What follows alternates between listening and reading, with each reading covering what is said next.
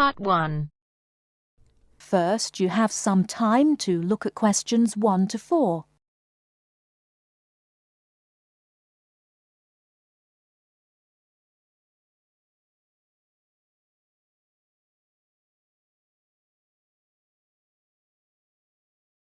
Now we shall begin. You should answer the questions as you listen, because you will not hear the recording a second time. Listen carefully and answer questions 1 to 4. Global Bicycle Tours, may I help you? Yes, thank you. I'd like to sign up for a bicycle tour. Which tour were you interested in? We have the River Valley Tour coming up in June and the Mountain Tour in July. The River Valley tour is in June. I thought it was in May. It actually takes place the first week of June. Oh, I see. Well, I can still do that. The River Valley tour is the one I want. Splendid. Just let me take your information. May I have your name, please? Carla Schmidt. That's Carla with a K, not a C. Karla. Thank you, Ms. Schmidt. Address? Do you need a street address, or can I give you my post office box? A post office box is fine. It's P.O. Box 257, Manchester. Thank you. OK, next. Will you be bringing your own bicycle, or do you want to rent one from us? I'll bring my own. Excellent. Now, we provide all the meals, so we need to know if you have any dietary restrictions. I don't think so. What do you mean? I mean, if there's any food you can't eat. Some people have food allergies or are vegetarian or have to avoid dairy products, things like that. Oh, I see. Well, yes, I'm a vegetarian. I never eat meat.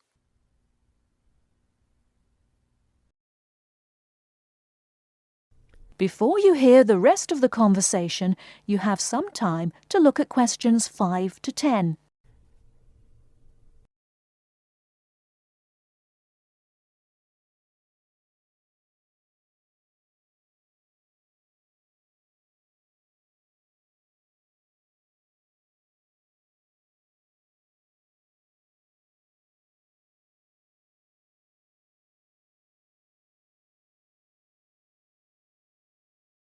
Now listen and answer questions 5 to 10. All right, I'll make a note of that. Now, the total cost of the tour is $750. That much? The price includes everything. Food, hotel, transportation, everything. Everything? Yes, everything. The only other thing is you'll want to tip the tour guide. We usually recommend 5% of the total tour cost. A 5% tip. I guess that's reasonable. In order to reserve your space on the tour, I'll need a 30% deposit. Do you need that right away? We generally ask for the deposit at least 4 weeks before the tour begins. The River Valley tour begins, 6 weeks from now. So you'll need to pay the deposit in 2 weeks. I think I can do that. I wonder if you could tell me something. How will our luggage be transported? Do we carry it on our bicycles? No, you leave that to us. We have a van that carries your luggage from hotel to hotel each day, so you don't have to worry about it. Great. I have a luggage rack for my bike, but I guess I won't have to bring that. No, you won't. But there are a few items we recommend that you bring. We can't control the weather, so you should bring a raincoat or rain gear. Yes, that's a good idea. And I should have my own spare tire too, shouldn't I? Actually, you don't need that, as our guide always carries some. And of course, you won't need maps either, since our guide has the route all planned. What about a water bottle? I'll need that, won't I? Yes, you should definitely have a water bottle. A camera would be a good idea too, since that tour goes through some very scenic areas. I have a guidebook of that area.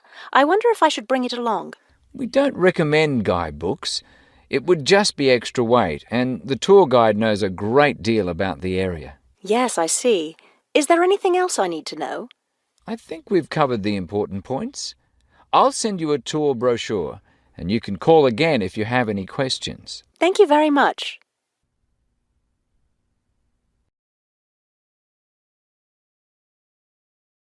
That is the end of Part 1. You now have half a minute to check your answers.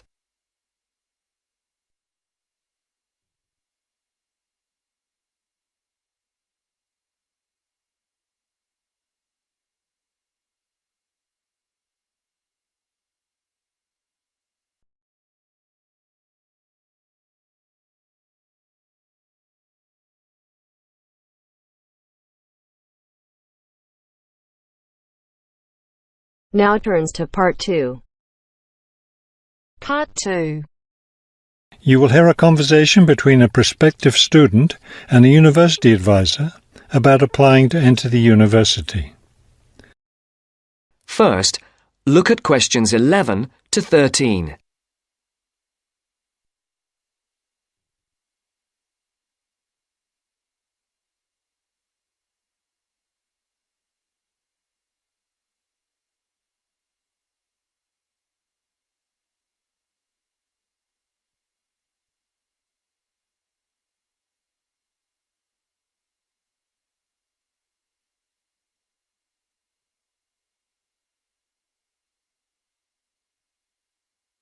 As you listen to the first part of the interview, answer questions 11 to 13.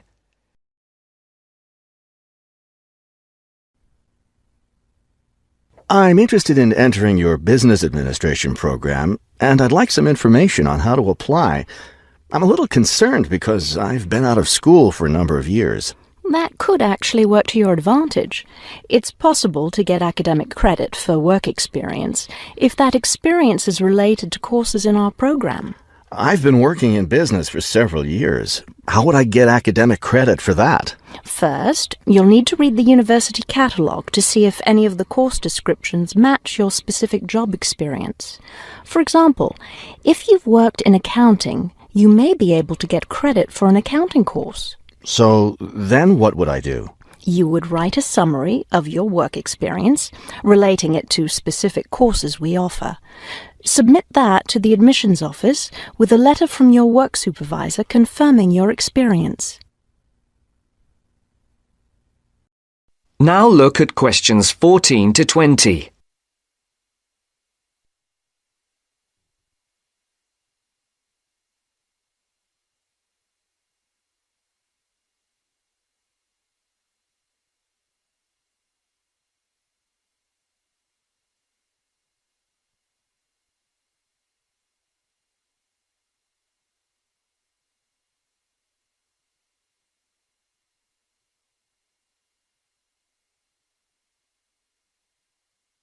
As the interview continues, Would I submit those things at the same time that I apply for admission? That would be the best idea. Have you seen a copy of our university catalogue? Not the most recent one. I have a copy from last year. You'll need to look at the latest one. Unfortunately, I've run out of copies, but you can get one from the library for now, and I'll send you your own copy as soon as I have more available. Thank you. How does the admissions process work? Well, first you'll need to get an application for admission. Those are available in the admissions office. The application form contains all the instructions you'll need. That sounds simple enough. Of course, you'll need to make sure you meet all the admissions requirements. How can I know what those are?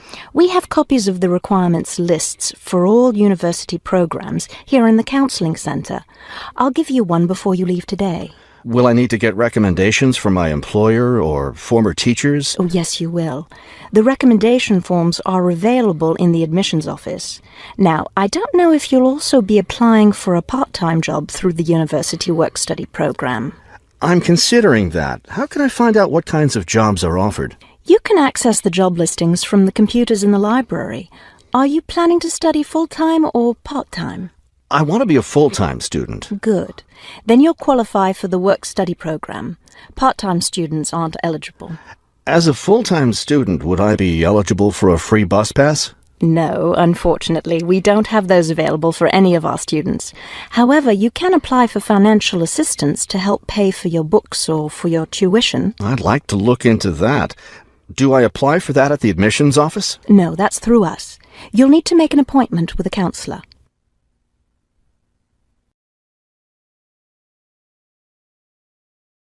That is the end of Part 2.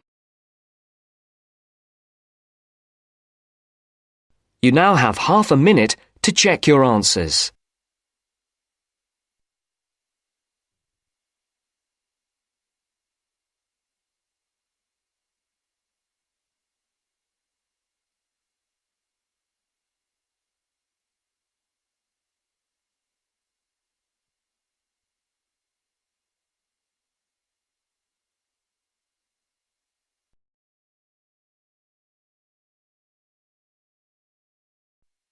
Now turns to Part 3. Part 3. You are going to hear part of a lecture on some useful information for your travelling around Britain. Listen to the lecture and complete the notes below. First, you have some time to look at questions 21 to 25.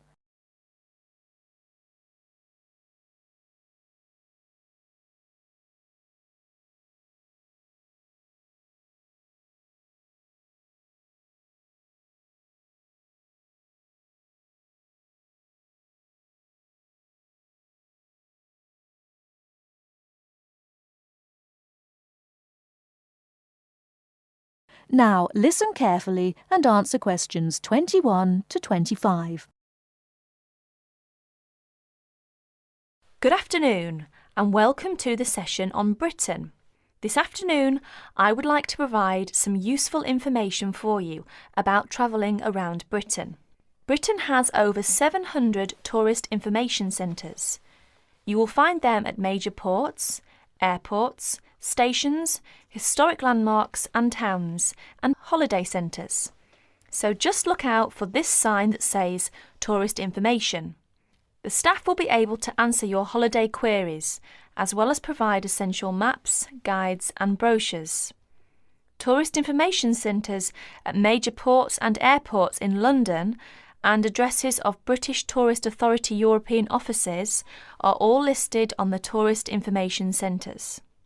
Now, let's talk about the telephone in Britain. You know, Britain is well supplied with public telephones. Street kiosks take lop coins. In city centres, mainline railway stations, airports and central London underground stations, payphones and card phones are in operation. For the latter, small plastic phone cards are used, and these come in 10, 20, 40, 100 and 200 units and can be bought at post offices, news kiosks, station bars and shops where the green and white card phone sign is displayed. Before you hear the rest of the talk, you have some time to look at questions 26 to 30.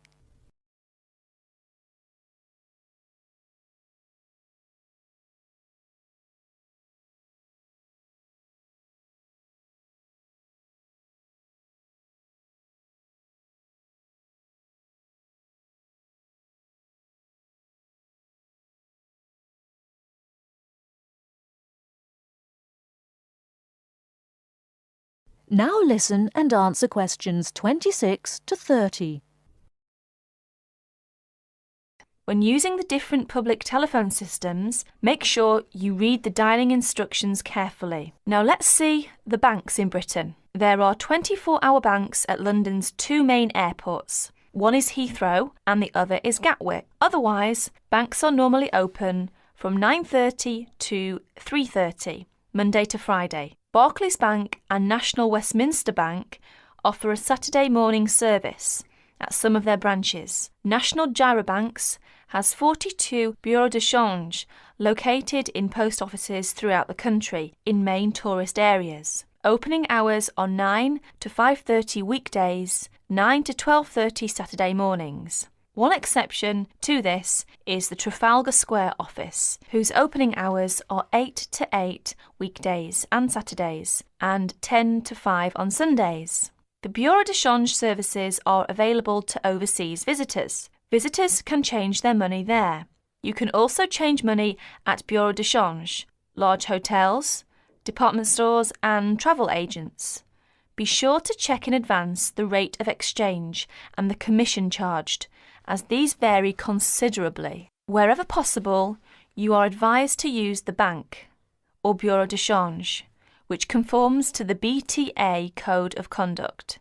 In most cases, this is indicated by display of the code. That is the end of Part 3. You now have half a minute to check your answers.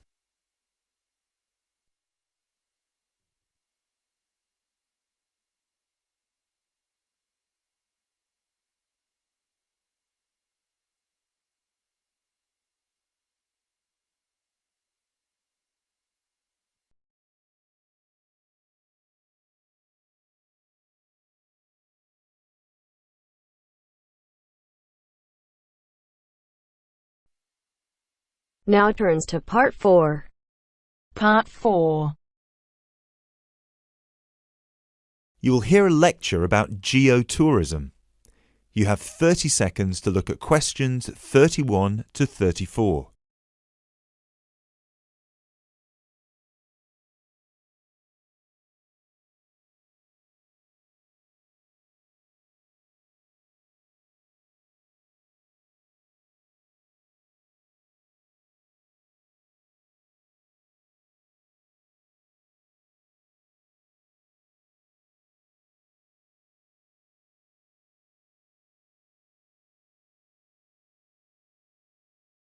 Now, I'd like to move on to talk about something called geotourism. Geotourism is very basically leveraging the benefits of tourism for local communities. I would just like to give you a couple of statistics which are very illustrative of the current situation with regard to young travellers and international tourism. Firstly, tourism has an impact on more people worldwide than any other industry. Indeed, it has an impact on 1 in every 2 people, either directly or indirectly. The second statistic is that in global tourism, there is a 97% economic leakage. This means that if you spend £100 on going on holiday, normally only £3 of that money will actually reach the people who are giving you the services and the accommodation, for example, in the destination. If you put these two figures together, you can understand why some of the regions of the world which have very high levels of tourism still have very high levels of poverty and huge developmental challenges. These countries have this massive industry demanding a huge number of services, but they are not seeing a fair reward for these services. Geotourism is about changing this.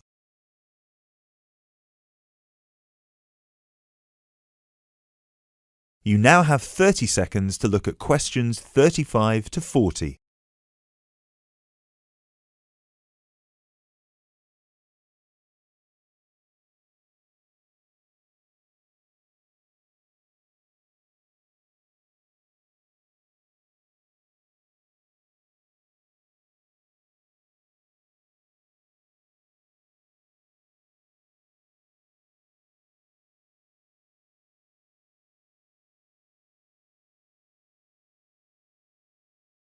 Projects are now being developed with financial organisations such as the World Bank.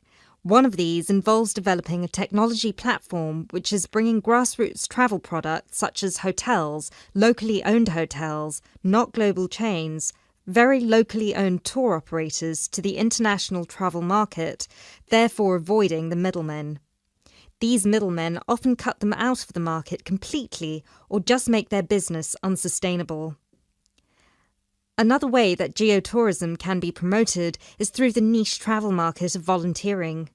These days, a significant number of older teenagers want to spend a gap year, either between school and university, or university and employment. Often, these people want to spend some or all of their year volunteering, but they either don't have the money or don't feel inclined to pay the main volunteering organisation businesses the fee they require, which can be as high as £3,500. What they are looking for is an organisation who can connect them with people on the ground, who can suggest worthwhile local projects. So, this is a real win-win scenario. The organisers charge a small flat fee, which then goes to the local contact. Thus, the local contact gets a very good commission just for one customer. The customer is also saving a large amount of money and time, both of which they can give to the projects they end up working on. There is still quite a long way to go before poverty in the most popular of tourist areas is eradicated, but a focus on this type of geotourism could provide an answer.